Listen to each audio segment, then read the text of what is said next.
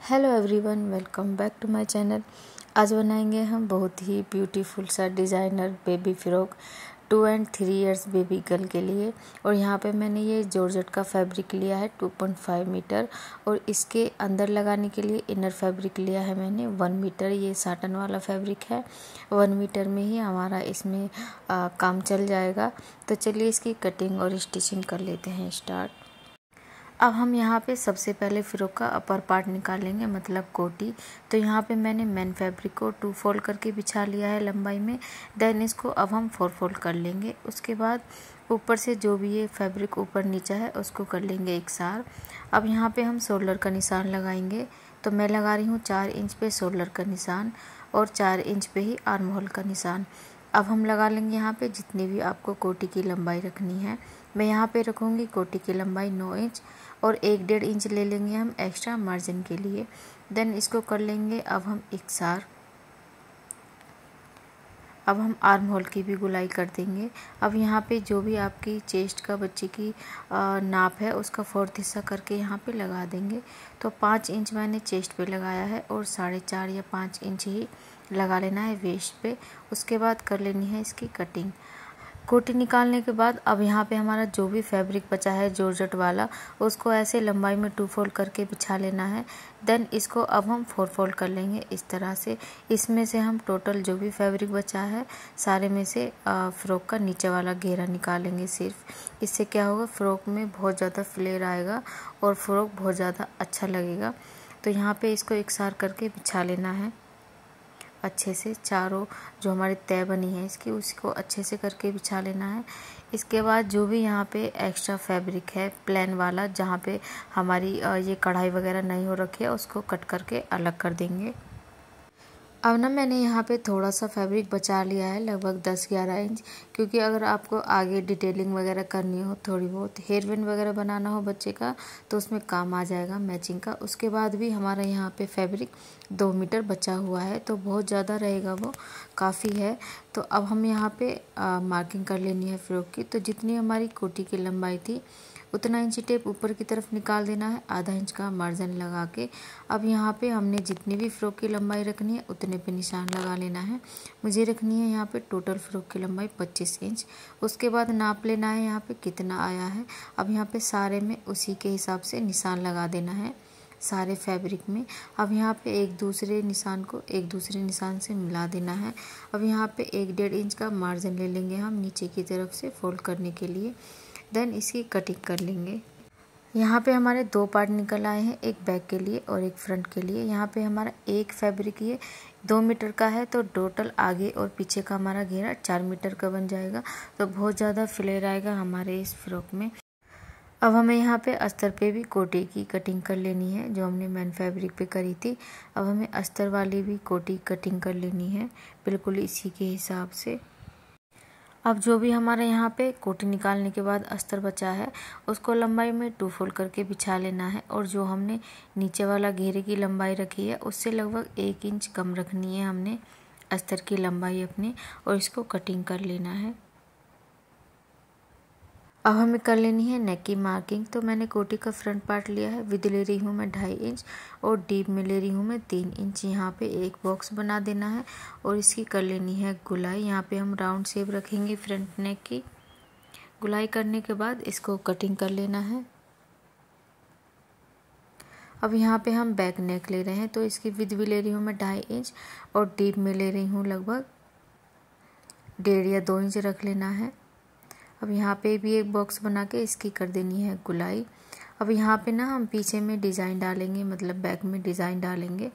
तो यहाँ पे मैं 1 इंच चौड़ाई ले रही हूँ इस तरीके से, और डीप में ले लेना है यहाँ पे जितना भी आपको रखना है। मैंने यहाँ पे 6 इंच पे निशान लगाया है। अब यहाँ पे इस निशान को सीधा कर लेना है ऊपर की तरफ तक, और यहाँ पे इसकी कटिंग कर लेनी है। तो ये देखिए यहाँ पे हमारे बैक नेक की शेप कुछ इस तरीके की आई है। यहाँ पे हम डोरिया लगाएंगे बैक में इस तरीके से, और ये हो गया हमारा फ्रंट नेक। अब हमने ये जॉर्जेट वाला फैब्रिक लेना है, मतलब कोटी का पार्ट लेना है, और इसके ऊपर रखना है सीधा इस तरीके से। अब जो हमने नेक की कटिंग करी है उसी के हिसाब से यहाँ पे सिलाइयाँ लगानी है दोनों ही पार्ट में। दोनों कोटी के पार्ट को इनको तैयार कर लेना है सिलाइयाँ लगा के। अब यहाँ पे मैंने नेक के हिसाब से यहाँ पे बिल्कुल सिलाई लगा दी है। एक पैर का मार्जिन छोड़ के दोनों ही कोटी के पार्ट को सिलाइयाँ लगा के तैयार कर लिया है। अब हमने इनका अंदर वाला फैब्रिक कट करना है दोनों ही कोटी के पार्ट का, और यहाँ पे छोटे छोटे से कट लगाने हैं हमने सारे ही नेक में। इसी तरीके से हमने फ्रंट पार्ट तैयार कर लेना है। दोनों ही पार्ट कट करके फैब्रिक और कट लगा के इनको तैयार कर लेना है। उसके बाद इन दोनों ही कोटी के पार्ट को पलट लेना है, मतलब सीधा कर लेना है। इसमें प्रेस वगैरह लगा के इनको सेट कर लेना है सीधा करके अच्छे से।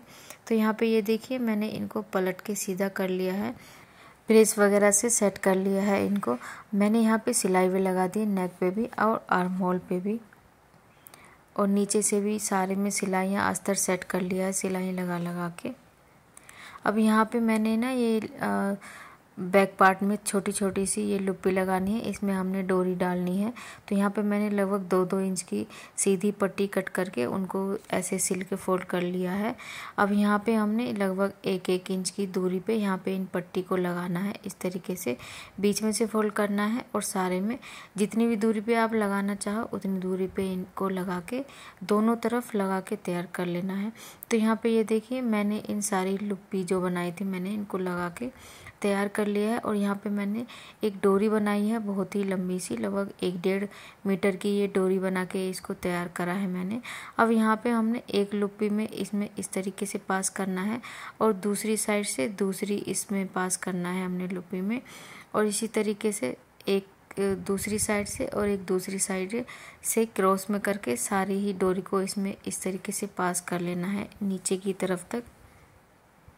क्रॉस में करना है हमने इस डोरी को पास इस तरीके से।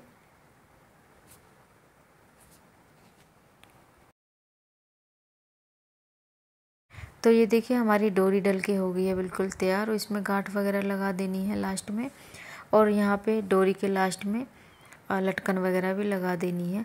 अब हमने कोटी के दोनों पार्ट की राइट साइड अंदर की तरफ रखनी है और इसके शोल्डर जॉइंट कर लेने हैं। तो ये देखिए यहाँ पे मैंने शोल्डर जॉइंट कर दिए हैं। इसके बाद अब हमने यहाँ पे अस्तर वाला पार्ट लेना है और इसमें चुन्नटें डालनी है कोटी की फिटिंग के हिसाब से। तो ये देखिए यहाँ पे मैंने एक अस्तर वाले पार्ट में चुन्नट डाल के इसको तैयार करा है फिटिंग के हिसाब से। अब यहाँ पे हमने मेन फैब्रिक लेना है, इसी के हिसाब से हमने इसमें भी चुन्नटें डाल देनी है। जो हमने अस्तर वाला पार्ट तैयार करा है बिल्कुल इसी के ऊपर छोटी छोटी सी चुन्नटें डाल के हमने मेन फैब्रिक को भी तैयार कर लेना है। आगे और पीछे वाले दोनों ही पार्ट हमने तैयार कर लेने हैं चुन्नट वगैरह डाल के। तो ये देखिए यहाँ पे मैंने इसमें चुन्नट वगैरह डाल के इसको तैयार कर लिया है। बहुत ही ज़्यादा फ्लेयर आया हमारे इस फ्रॉक में, और इसमें अस्तर भी मैंने साथ में ही जॉइंट कर दिया है। दोनों ही पार्ट को मैंने तैयार कर लिया है यहाँ पे इसमें चुन्नट वगैरह डाल के। अब हमने यहाँ पे कोटी वाला पार्ट लेना है ये। अब ये हमने नीचे वाला घेरा लेना है। अब दोनों सीधी तरफ हमने अंदर की तरफ रखनी है और आधा इंच का मार्जिन लगा के यहाँ पे इसको सिल देना है। दूसरा पार्ट भी हमें इसी तरीके से सिल देना है।